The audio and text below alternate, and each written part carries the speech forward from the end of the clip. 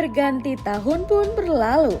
Ya, menyongsong tahun 2024 ini, kami telah menyiapkan sejumlah peristiwa dan informasi Islami yang terjadi selama 1 tahun belakangan, yang terangkum dalam Kalendoskop 2023.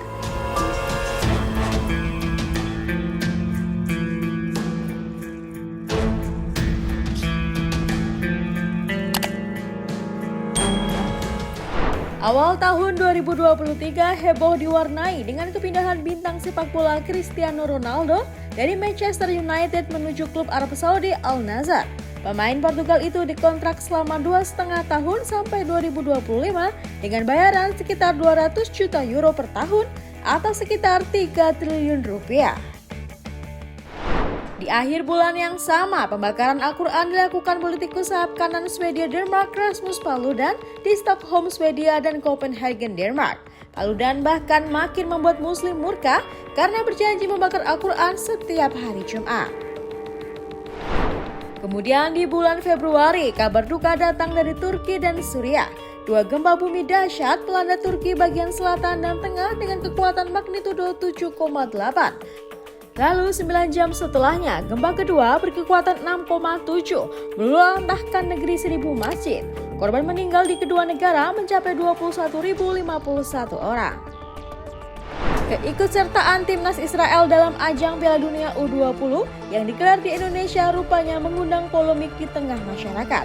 Hingga akhirnya Indonesia dicopot menjadi tuan rumah ajang 5 tahunan tersebut. Pada perayaan Idul Fitri 1444 Hijriah, video sholat Id atau Idul Fitri di Pondok Pesantren Al Zaitun Indramayu viral di media sosial. Penyebabnya jemaah pria dan wanita berada di satu shaf yang sama. Hingga akhirnya polemik ini menyeret pimpinan Pondok Pesantren Al Zaitun Panji Gumilang yang ditangkap dan dijadikan tersangka atas kasus penistaan agama. Musim ibadah haji 1444 Hijriah diwarnai sejumlah hal unik, di antaranya kisah jemaah haji asal Makassar yang memakai baju berlapis karena koper berlebih muatan. Tak hanya itu, jemaah asal Makassar yang membeli dan memakai sejumlah perhiasan emas bernilai fantastis di tanah suci juga menghebohkan publik. Akhir Agustus 2023, kota Mekah diguyur hujan deras dan petir yang menyambar Clock Tower menuai kehebohan publik lantaran disebut sebagai salah satu tanda kiamat. Video yang diambil dari Masjidil Haram itu pun memperlihatkan dahsyatnya insiden badai.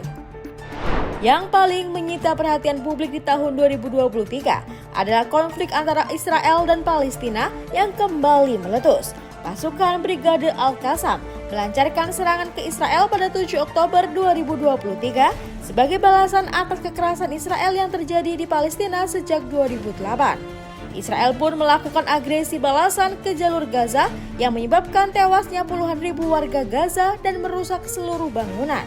Sempat diwarnai gencatan senjata selama 7 hari dan saling bertukar tawanan. Namun sampai penghujung tahun 2023, konflik masih terus memanas. Hingga 29 Desember 2023, tercatat 29.124 warga Palestina tewas, termasuk 11.442 anak-anak, 5.822 perempuan, dan 481 tenaga kesehatan, dan 101 wartawan.